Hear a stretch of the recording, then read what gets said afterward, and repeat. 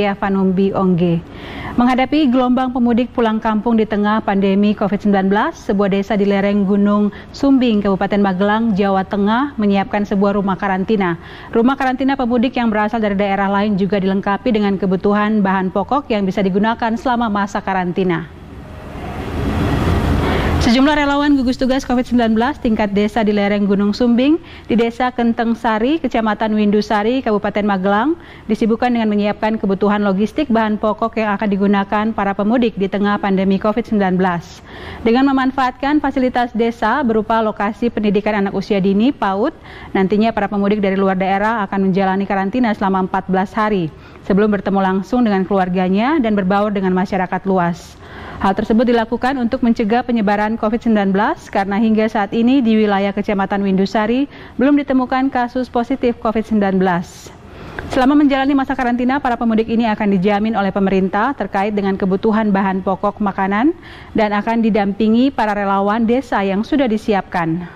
Menurut Camat Windusari, Subianto, rumah karantina rencananya akan diperbanyak di seluruh desa di Kecamatan Windusari untuk antisipasi gelombang pemudik. Pihaknya mengimbau kepada pemudik untuk tinggal di rumah karantina apabila tetap ingin pulang ke kampung halaman.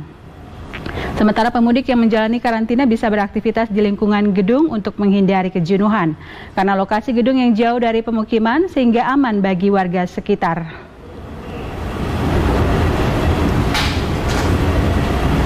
Pemirsa TVRI di seluruh Indonesia mengucapkan terima kasih dan juga apresiasi setinggi-tingginya kepada para dokter, tenaga medis yang menjadi garda terdepan dalam melawan COVID-19 menyembuhkan Indonesia.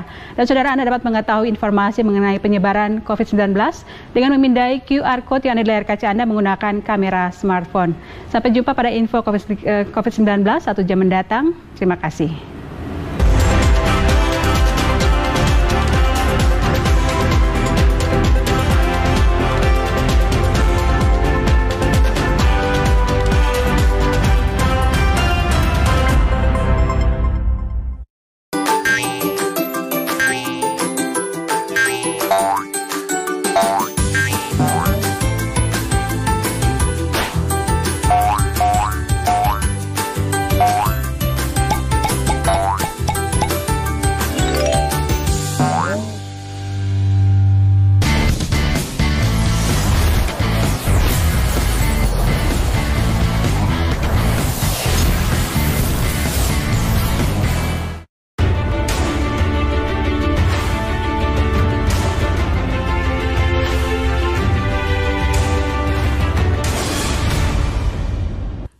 Halo teman-teman, hari ini kita kembali belajar di rumah untuk menghindari penyebaran COVID-19. Kali ini kita belajar dengan menyimak sebuah tayangan tentang bendera, lambang negara, dan Pancasila. Ayo sediakan alat tulis dan bersiaplah menjawab pertanyaan di akhir episode ini. Sejak kapan merah putih menjadi ungkapan rasa kebangsaan kita? Menurut Muhammad Yamin, pahlawan nasional dan tokoh pergerakan Indonesia, warna merah dan putih telah digunakan masyarakat Nusantara sejak 6.000 tahun lalu. Suku bangsa rumpun Austronesia yang mendiami Nusantara saat itu menggunakan warna merah untuk melambangkan matahari dan putih untuk melambangkan bulan. Menurut Yamin, jejak perlambangan merah putih juga tampak pada masa kerajaan Hindu-Buddha, misalnya pada relief Candi Prambanan dan Borobudur. Pada masa VOC dan pemerintahan kolonial Belanda, Pangeran Diponegoro dan Sisingamangaraja XII memakai merah putih sebagai umbul-umbul pasukan mereka. Kisah merah putih berlanjut pada masa pergerakan kebangsaan di awal abad ke-20. Para pelajar Perhimpunan Indonesia di Belanda memiliki bendera yang berwarna merah putih dengan kepala kerbau di tengahnya. Pada tahun 1939, Organisasi Gabungan Partai Politik Indonesia kemudian menghilangkan gambar kepala kerbau dari bendera dan jadilah bendera merah putih seperti yang kita kenal saat ini. Menjelang proklamasi kemerdekaan Indonesia, Ibu Fatmawati menjahit bendera pusaka merah putih yang kemudian dikibarkan pada saat proklamasi kemerdekaan 17 Agustus 1945. Sehari setelahnya, Panitia Persiapan Kemerdekaan Indonesia mengesahkan bendera merah putih sebagai bendera negara Indonesia. Untuk menjaga kondisinya, sejak tahun 1969, bendera pusaka tidak pernah lagi dikibarkan. Tahukah kalian di mana bendera pusaka disimpan? Kalau kalian menjawab Istana Merdeka, betul sekali. Bendera pusaka hanya dikeluarkan setiap upacara 17 Agustus di Istana Merdeka. Sang Merah Putih adalah salah satu simbol semangat dan persatuan bangsa Indonesia yang paling penting. Karena itu, sudah selayaknya kita menghormatinya dan tidak sembarangan menggunakannya. Setuju teman-teman? Sampai jumpa lagi di cerita menarik sejarah Indonesia lainnya ya.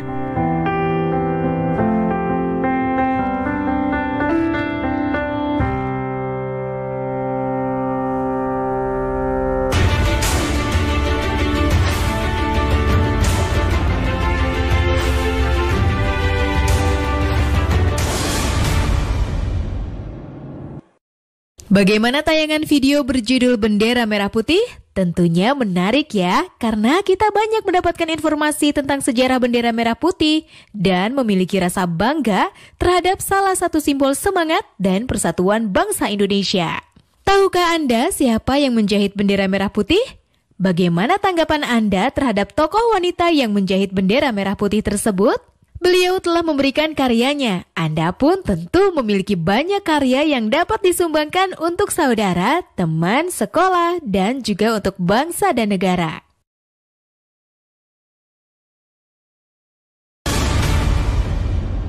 Lima hal penting cegah COVID-19. Pertama, sering cuci tangan pakai sabun. Kedua, tetap tinggal di rumah. Ketiga, jaga jarak dan hindari kerumunan. Keempat, tidak berjabat tangan. Kelima, pakai masker bila sakit atau harus berada di tempat umum. Iklan ini dipersembahkan oleh Kementerian Kesehatan Republik Indonesia. Tolong jaga adiknya ya.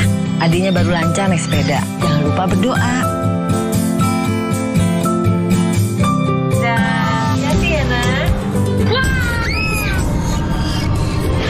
Jaga adiknya ya, janji ya. Maaf ya, Dek.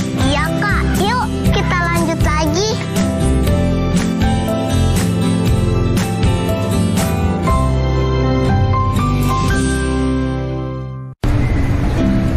Corona, Corona, jangan ganggu aku. Ayo, ayo cuci tangan usai bermain di luar. Ayo makan makanan sehat serta buah-buahan. Ayo jaga kebersihan, cuci perkakasmu.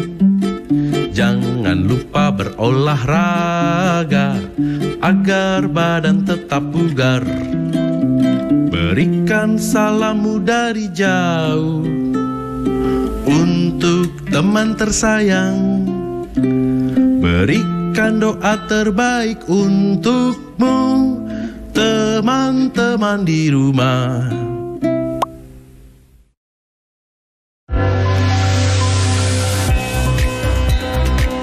Setiap manusia akan diuji dengan keburukan dan kebaikan sebagai cobaan dalam kehidupan.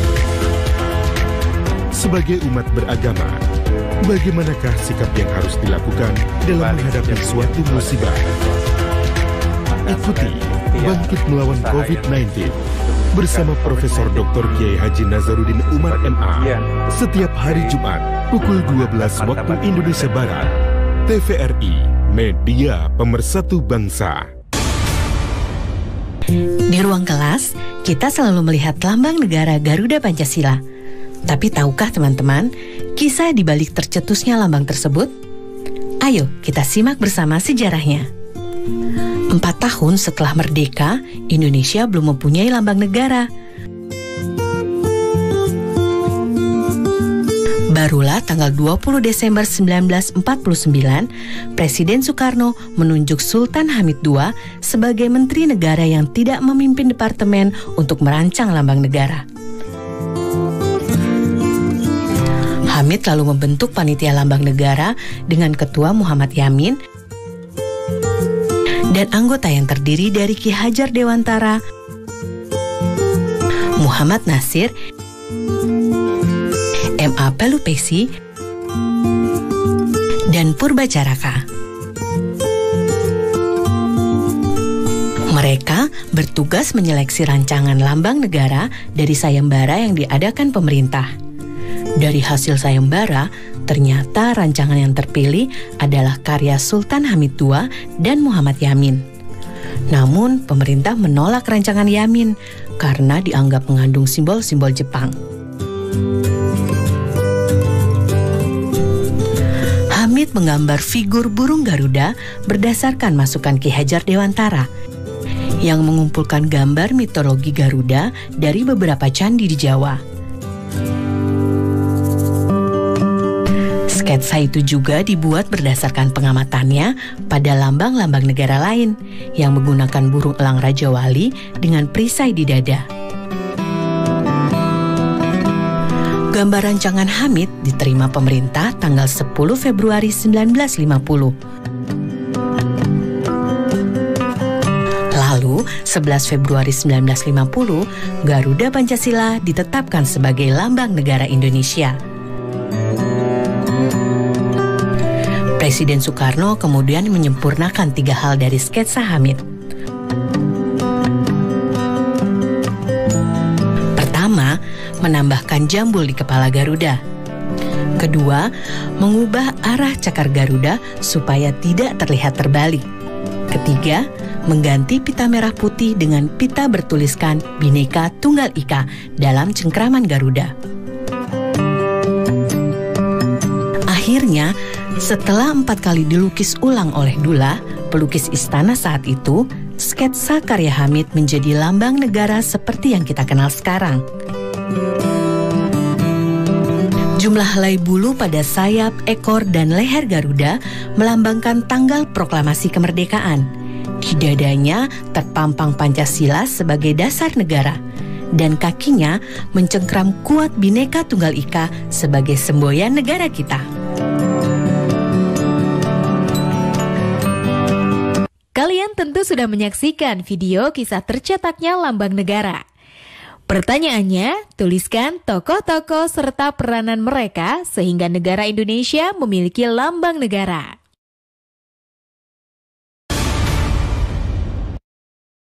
Hal penting cegah COVID-19. Pertama, sering cuci tangan pakai sabun. Kedua, tidak keluar rumah kecuali ada hal penting. Ketiga, semua pakai masker, baik yang sakit atau yang sehat. Keempat, jaga jarak dan hindari kerumunan. Kelima, segera mandi dan ganti pakaian setelah tiba di rumah. Iklan ini dipersembahkan oleh Kementerian Kesehatan Republik Indonesia.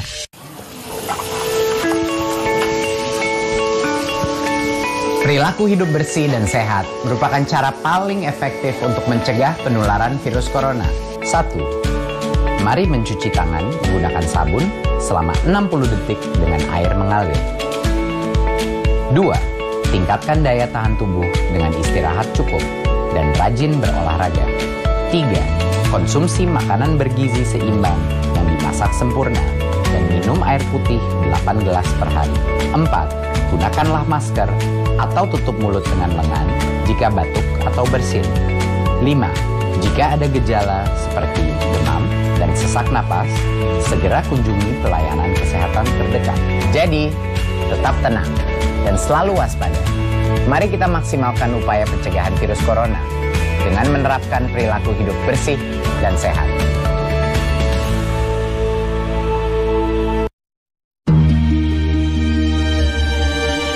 Menjelajahi hamparan perkebunan kopi Nusantara.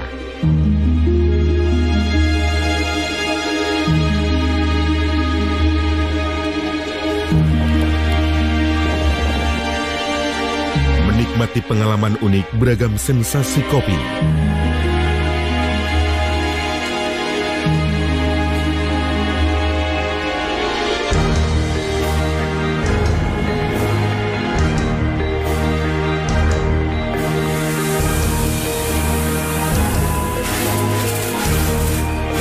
Nikmatnya kopi hangat cita rasa Indonesia.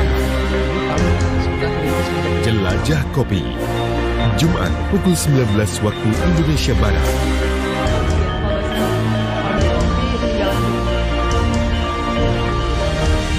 TVRI, media pemersatu bangsa. Tanggal 1 Juni sangat penting bagi bangsa Indonesia, karena itu adalah hari lahir Pancasila, dasar negara kita. Bagaimana sejarahnya? Kita simak bersama yuk teman-teman. Kelahiran Pancasila tidak terlepas dari peran Badan Penyelidik Usaha Persiapan Kemerdekaan Indonesia yang disingkat BPUPKI. Sidang pertama BPUPKI tanggal 29 Mei sampai 1 Juni 1945 bertujuan merumuskan dasar filsafat dan bentuk negara Indonesia merdeka. Saat itu ada 3 tokoh yang menawarkan konsep dasar negara Indonesia. Mereka adalah Muhammad Yamin, Supomo, dan Soekarno. Dalam pidato Soekarno tanggal 1 Juni 1945 disampaikan dasar negara Indonesia yang meliputi 1. Kebangsaan Indonesia, 2. Internasionalisme atau pri kemanusiaan, 3. Mufakat atau demokrasi, 4. Kesejahteraan sosial, dan 5. Ketuhanan yang Maha Esa. Saya namakan ini atas petunjuk seorang teman kita ahli bahasa. Namanya ialah Pancasila. Sila artinya asas atau dasar, dan di atas kelima dasar itulah kita mendirikan negara Indonesia, kekal dan abadi. Demikian kata Soekarno. Sidang BPUPKI pun berakhir dan belum menghasilkan keputusan mengenai dasar negara. Perumusan dasar negara kemudian dibahas lebih mendalam oleh panitia yang berjumlah 9 orang. Anggotanya terdiri dari Soekarno, Muhammad Hatta, Ahmad Subarjo, Muhammad Yamin, Wahid Hashim, Abdul Kahar Muzakir, Abikusno Cokro Sujoso, Haji Agus Salim, dan A.A. Maramis. Pada 22 Juni 1945, Panitia 9 menyelesaikan suatu rumusan yang disebut Piagam Jakarta. Sebelum disahkan, sila pertama dari Piagam Jakarta yang berbunyi ketuhanan dan kewajiban menjalankan syariat Islam bagi pemeluk-pemeluknya diubah menjadi ketuhanan yang Maha Esa. Perubahan tersebut sebelumnya telah didiskusikan kepada 4 tokoh Islam, yakni Ki Bagus Hadi Kusumo, Wahid Hasim, Mr. Kasman Singo Dimejo, dan Teku Muhammad Hasan.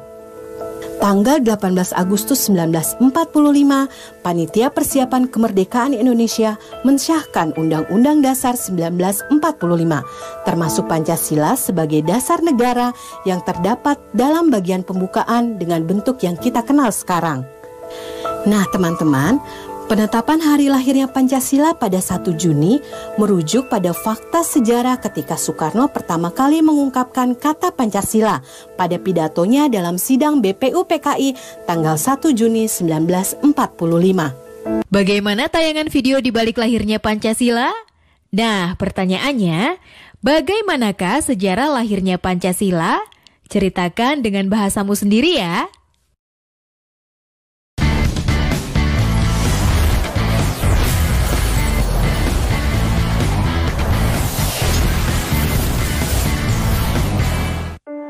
Tak ada yang lebih membanggakan dari menjawab keraguan dengan keberhasilan. Aku kan mau jadi pengusaha ikan. Karena kutemukan jurusan dan pelatihan yang kuperlukan.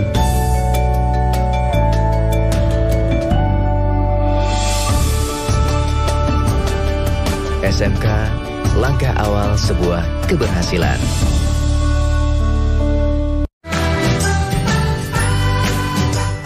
Kementerian Pendidikan dan Kebudayaan terus mendukung pembelajaran jarak jauh dan memajukan budaya Indonesia di masa pandemi Corona.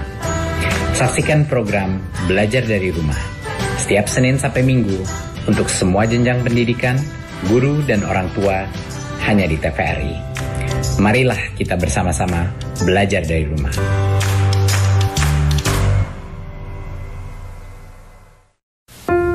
Menari adalah nafasku, bagian dariku, bahasaku, bahasa yang begitu indah. pasti bisa mengantarku ke sana. Sampai puncaknya. Memilih SMK adalah langkah awal untuk masa depan yang nyata.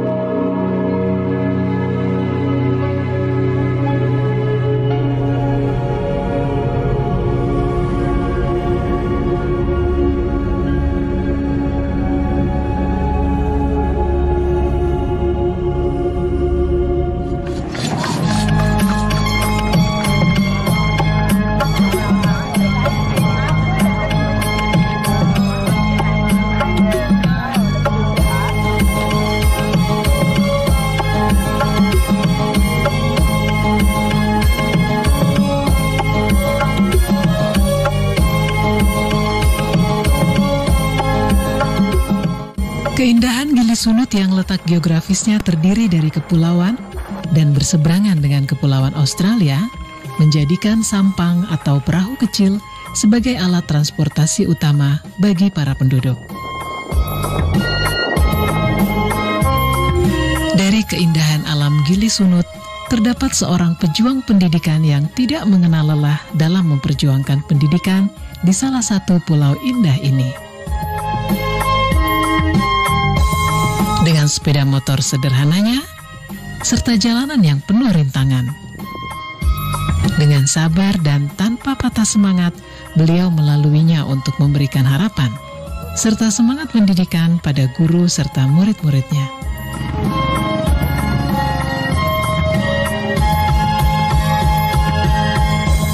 Terlihat dari kejauhan, siswa-siswi berdatangan dari rumah mereka menuju sekolah. Pak Namang pun memarkirkan sepeda motor tuanya dan siap menyambut para generasi bangsa untuk memulai hari cerah mereka. Dan waktu sekolah dimulai. Dengan spontanitas, para siswa-siswi bersiap berbaris mengikuti apel pagi sebelum pembelajaran dimulai. Para guru serta Pak Namang selaku pemimpin upacara siap untuk menyinari pagi ini.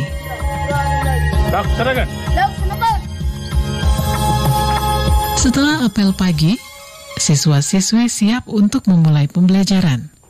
Tampak Pak Namang juga membantu mengajar siswa-siswi kelas 3.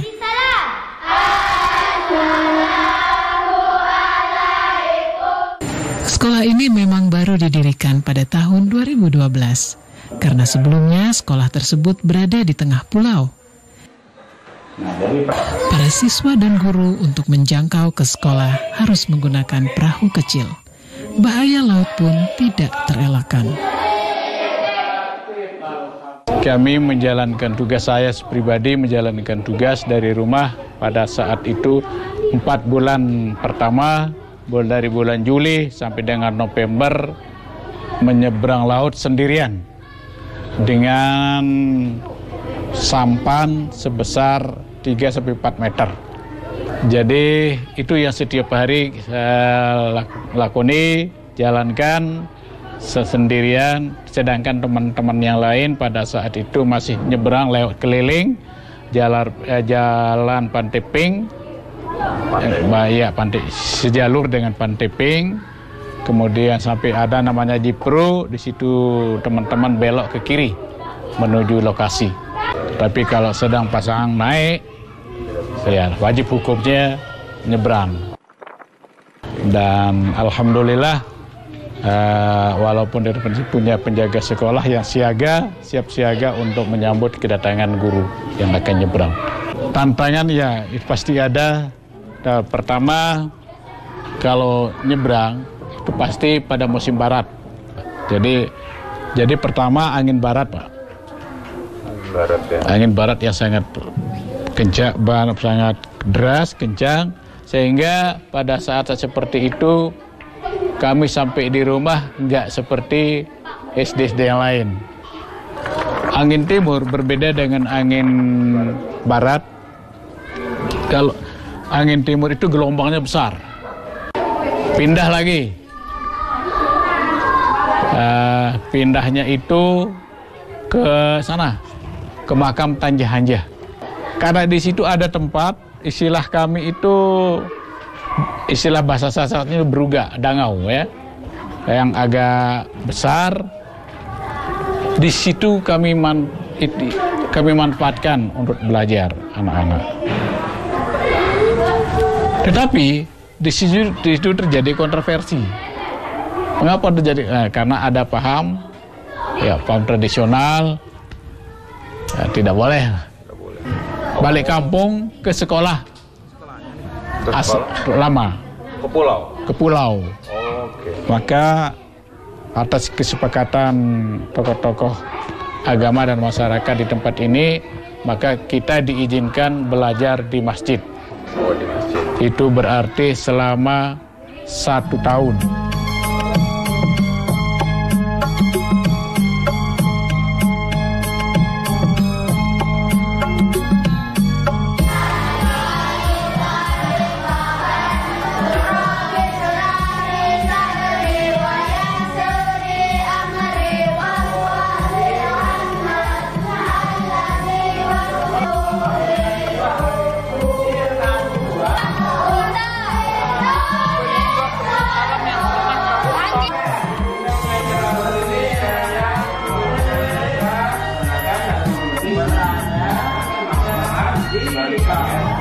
Yang pasti hambatan itu pasti ada, wajib hukumnya kalau di laut.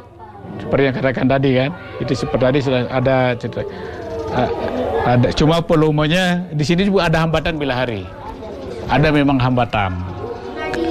Tetapi tidak sebanding dengan yang di laut. Jauh lebih berat hambatan yang kami terima, yang kami hadapi dibandingkan dengan yang pertama dari segi waktu dan tenaga. Kita menjadi guru itu adalah pertama panggilan jiwa. Itu harus dipegang teguh, itu pada panggilan jiwa. Orang yang tidak ada panggilan jiwa menjadi maka sulit. Jadi demi anak bangsa, kalau tidak kita yang berjuang, kasihan anak-anak bangsa yang ada di sekitar itu. Siapa tahu di antara sekian banyak itu ada mutiara-mutiara hitam yang akan bermanfaat nanti di kemudian hari, yang memimpin anak bangsa, anak generasi-generasi yang akan datang di tempat itu.